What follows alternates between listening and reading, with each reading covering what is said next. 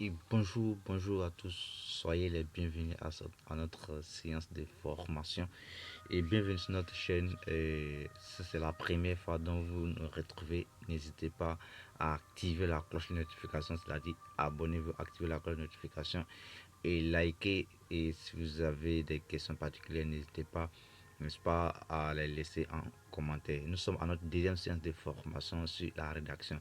Cette deuxième séance de formation va consacrée à la formation sur la rédaction des CVC. C'est une formation théorique.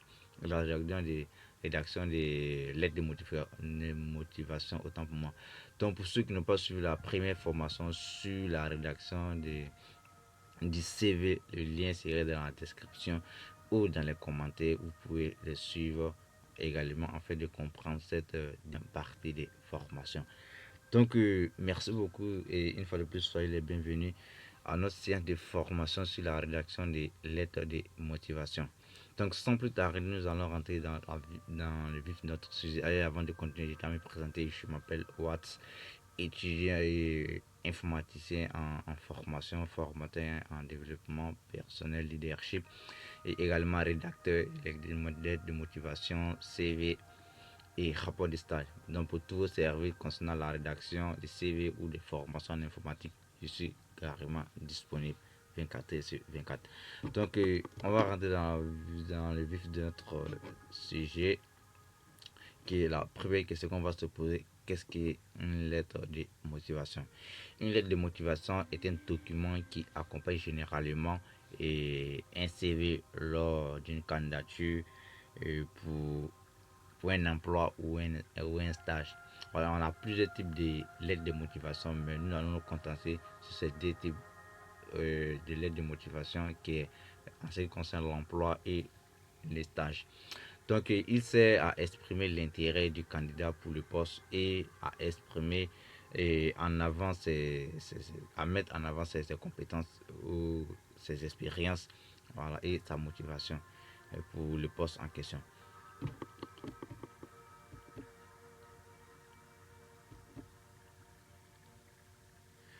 Donc, nous avons ici des types, n'est-ce pas, des candidatures dont nous allons énumérer dans une candidature spontanée et une candidature suite à une annonce ou appel d'offres. Donc, candidature spontanée. Donc, la candidature spontanée et les initiatives, c'est-à-dire le premier point, c'est l'initiative. C'est-à-dire la candidature est initiée par le candidat, voilà, sans qu'il y ait d'annonce ou d'offre d'emploi spécifique. Et le deuxième point, c'est la flexibilité. Voilà, elle permet au candidat de se présenter à une entreprise qu'il admet où il souhaite travailler, même si aucun poste n'est ouvert. Et la personnalisation, le candidat doit mettre en avant ses compétences et son intérêt pour l'entreprise en expliquant pourquoi il serait un atout essentiel ou un atout voilà, important pour le poste. Donc le timing, souvent envoyé lorsque le candidat n'est pas forcément à la recherche d'une activité, à la recherche active d'emploi, mais souhaite explorer des opportunités ou travailler à découvrir, développer de nouvelles expériences. Donc à ce niveau, c'est-à-dire à ce niveau, c'est-à-dire l'offre n'est pas là, mais le candidat décide de postuler à une entreprise. Par exemple, si un comptable ou une assistante de direction ou un assistant de direction décide de postuler à une entreprise, voilà, comme le mien conseil comme Watt Entreprise, il décide de postuler à Watt Entreprise. Bien vrai que l'offre n'y est pas, mais le candidat peut postuler enfin de travailler au sein de Watt Entreprise et acquérir de nouvelles compétences ou explorer, n'est-ce pas, de nouvelles opportunités de travail si possible. Donc, cette candidature spontanée, c'est l'initiative, la flexibilité, la personnalisation, le timing, voilà, qu'un candidat utilise, n'est-ce pas, pour postuler pour un emploi. Donc, le deuxième type de candidature, c'est candidature d'annonce ou appel d'offres. Voilà. Donc à ce niveau, la réponse à une offre, cette candidature est une réponse à une offre d'emploi publiée par une entreprise. Donc lorsque à ce niveau-là, l'entreprise en question euh, recherche comment on appelle là, un candidat pour ce poste en question. Il y a un poste vacant qui cherche un candidat. Ça peut être le poste d'informatique et comptabilité, assistant de direction ou directeur de commerce, etc. Donc, ces idées-là que l'entreprise, c'est-à-dire l'entreprise va mettre en place, va annoncer le recrutement en question. Lorsqu'il va annoncer le recrutement, les candidats désireux peuvent postuler, n'est-ce pas, à ce poste-là.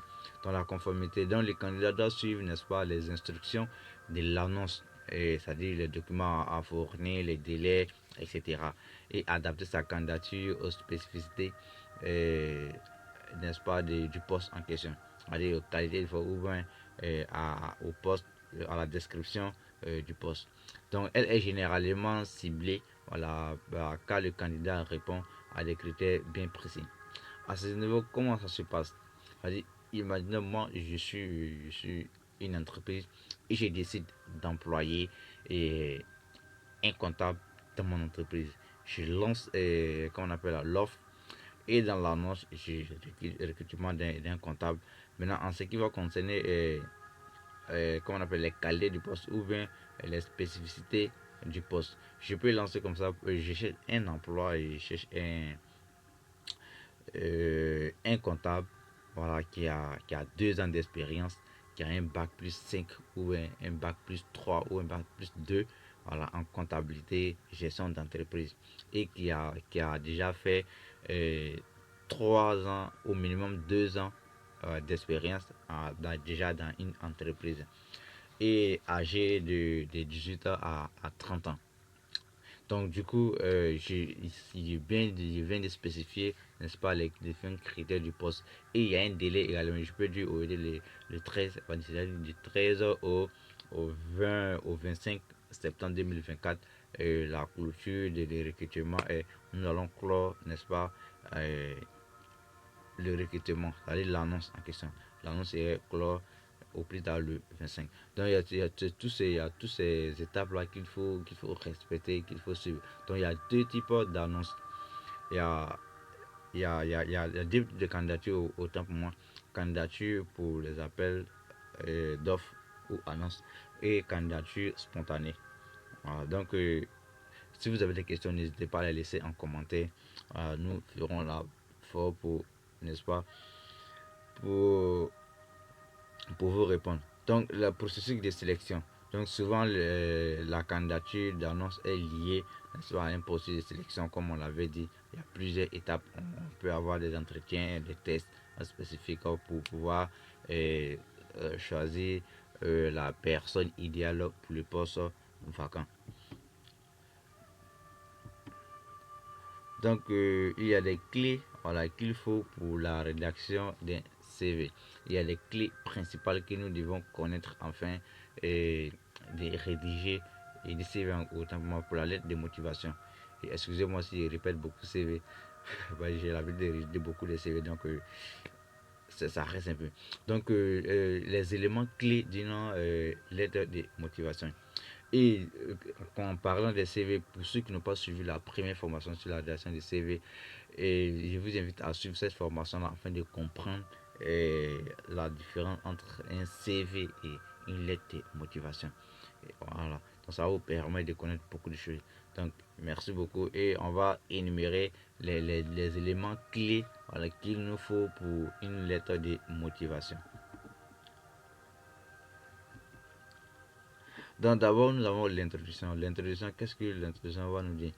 Dans l'introduction à ce niveau, nous allons nous présenter. On vous présenter brièvement et indiquer le poste pour lequel vous postulez. Et mentionner comment vous avez entendu parler, n'est-ce pas, de l'offre. S'il s'agit d'un appel d'offres ou d'une annonce, vous allez mentionner la référence là où vous avez eu l'information. Si vous avez l'information sur ma carrière pro, voilà, pour ceux qui sont en Côte d'Ivoire, généralement, plusieurs personnes connaissent cette plateforme-là, ma carrière pro ou un Eddy Carrière. Donc, vous pouvez mentionner les références là.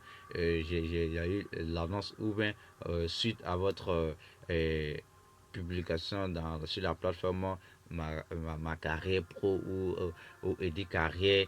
Voilà, je me permets de vous, voilà, ainsi de suite, ainsi de suite. Alors, vous allez vous présenter également et mentionner là où vous avez entendu parler de l'offre. Ça, c'est au niveau de l'introduction. Le deuxième point ici va s'articuler sur la motivation. Vous allez exprimer votre motivation. Allez expliquer pourquoi vous êtes intéressé par le poste et l'entreprise. Alors montrer que vous avez fait des recherches, n'est-ce pas, sur l'organisation et que vous partagez les valeurs.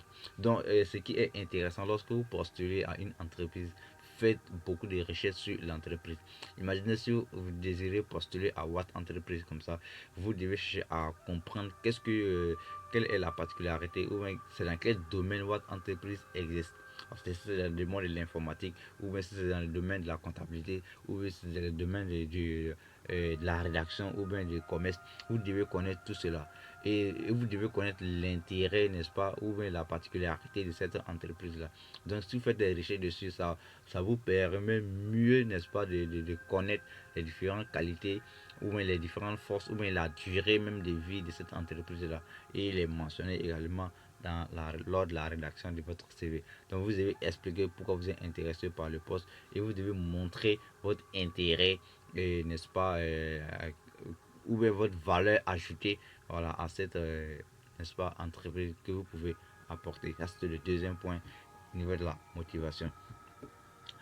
Donc ici nous allons parler de la compétence. Ça, c'est le troisième point.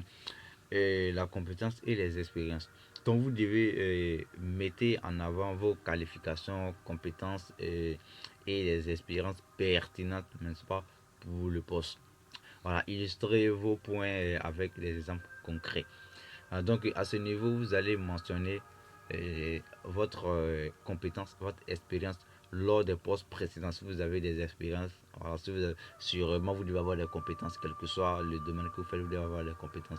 Et quand même si vous n'avez pas des expériences pratiques, même si vous n'avez pas déjà travaillé dans une entreprise, mais néanmoins vous devez avoir des compétences dans le domaine dans lequel vous travaillez déjà.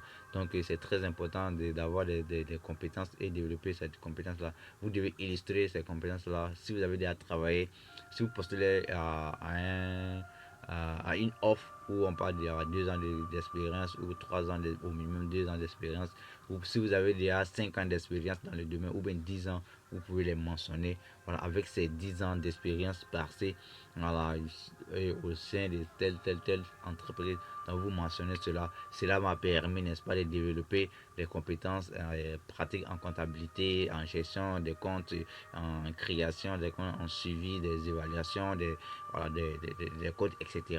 Donc vous mentionnez tout cela afin d'attirer, n'est-ce pas, l'attention de votre recruteur. Donc le point suivant ici, c'est la conclusion. Maintenant, à ce niveau, qu'est-ce que vous allez mentionner? Maintenant, terminez en exprimant votre désir d'obtenir un entretien, voilà, pour discuter de votre candidature en plus de détails et remercier les recruteurs pour le temps. Donc, vers la fin de la rédaction de votre lettre de motivation, et vous devez attirer l'attention du lecteur en question. Terminer en exprimant le désir d'obtenir, n'est-ce pas, un entretien avec les recruteurs. Et encore, vous les suscitez avec des paroles qui vont permettre aux recruteurs de vous appeler et obtenir un entretien. Et lors de cet entretien, vous avez la latitude de développer votre compétence, votre expérience en profondeur. Parce que vous n'aurez pas le temps de développer toute votre compétence ou même votre expérience, n'est-ce pas, lors de la rédaction de votre lettre de motivation. Mais lors de l'entretien, vous aurez la latitude d'expliquer, n'est-ce pas, vos motivations et vos expériences et vos aspirations en postulant à ce poste-là. Votre valeur ajoutée également. Donc, et remercier le recruteur pour le temps qu'il a accordé à votre lecture. Donc, c'est très important de mentionner cela. Donc, le dernier point, qui est le cinquième point, qui est la formule de politesse. La formule, c'est-à-dire utiliser une formule de politesse appropriée pour conclure la lettre. Donc, utiliser les formules, par exemple, ensuite d'une réponse favorable. Je vous prie, n'est-ce pas, d'agréer madame ou monsieur et les directeurs. Voilà, mes salutations les plus distinguées. Et lors d'une de mes formations, et mon formateur qui dit comme ça, il faut éviter de utiliser les sentiments, le mot sentiment. Imaginez une personne, c'est-à-dire une femme qui adresse une lettre de motivation à un homme où à la fin il met des sentiments. Lorsqu'il s'agit d'une personne de sexe, des personnes de sexe opposé, ça peut créer des confusions ou des situations ambiguës lors de la compréhension. La personne peut mal appréhender, n'est-ce pas, cette formule de politesse-là. Donc, éviter les thèmes comme mes sentiments les plus sincères ou les sentiments les plus profonds. Donc, il faut éviter cela, les sentiments. Il faut aller directement aux salutations ou même mes expressions les plus distinguées, les salutations les plus distinguées, etc. Il y a plusieurs types, n'est-ce pas, des formules de politesse. Donc, et ne vous inquiétez pas, nous préparons une formation pratique pour vous permettre, n'est-ce pas, de bien rédiger votre lettre de motivation et CV également.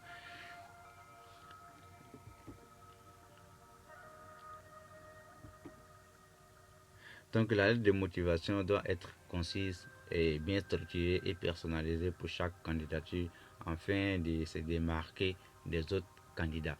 Donc lorsque vous écrivez votre lettre de motivation, ne soyez pas long. C'est pas parce qu'on dit c'est motivation que vous allez exprimer toute votre motivation à l'intérieur. Non, au fait, l'entreprise s'en fiche de votre motivation familiale, ce que vous passez, ce que vous vivez en famille. Non, on s'en fout de cela. Donc, partez à l'essentiel. Partez à dites ce que l'entreprise veut entendre. Écrivez ce que l'entreprise attend de ces candidats-là en employant, n'est-ce pas, en vous employant dans son entreprise. Donc, vous ne racontez pas des histoires qui n'ont rien à voir avec la candidature en question. Donc, exprimez votre intérêt, votre motivation, votre expérience et votre valeur ajoutée que vous pouvez apporter à l'entreprise et non votre situation financière à la maison. Certains vont mettre je vous écris parce que je serais ravi d'avoir ce poste parce que actuellement je traverse des moments difficiles et j'ai trois enfants qui sont en terminale, j'ai deux enfants qui ont eu le baccalauréat, qui sont orientés dans les filières où la scolarité est chère. Donc vous allez raconter votre histoire. Non, il n'y en a pas besoin de ça. On a besoin de qu'est-ce que vous pouvez apporter à l'entreprise. Là, en retour, ce que l'entreprise peut vous apporter comme salaire, il le fera, il vous parlera de ça lors de votre entretien. Évitez et évitez également des erreurs. Évitez des erreurs lors de la rédaction de votre lettre de motivation. Une fois il y a des erreurs dans votre lettre de motivation, cela peut vous exclure, n'est-ce pas, du processus de sélection. Donc, évitez beaucoup d'erreurs lors de la rédaction de votre CV ou lettre de motivation. C'est très important. Donc, tous ces cinq points dont nous avons cité, c'est-à-dire l'introduction, la motivation, les compétences et expériences et la conclusion, ainsi que la formule de politesse se résume en trois paragraphes. Donc votre lettre de motivation doit tenir sur trois paragraphes. Le premier paragraphe indiquer la raison pour laquelle vous postulez. Maintenant, citer l'annonce qui vous intéresse ou expliquer voilà, votre démarche si ça est une candidature spontanée.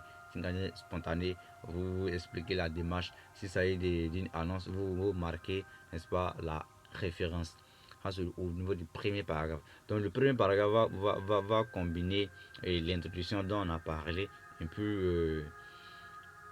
puis la motivation.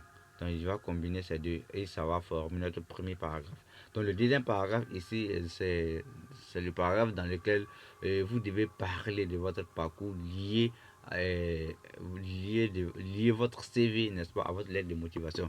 Mais attention, il ne s'agit pas ici de venir répéter tout ce que vous avez mentionné dans votre CV, parce que ça n'a rien à voir.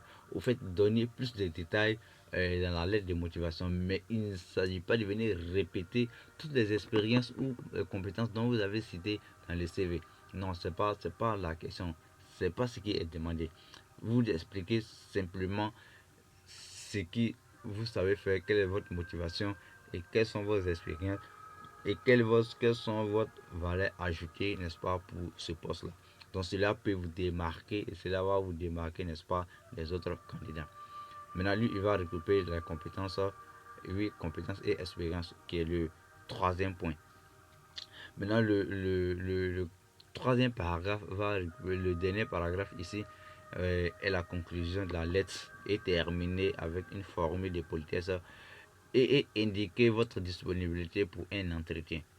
Donc là, il va regrouper ici la conclusion dont on vient de citer et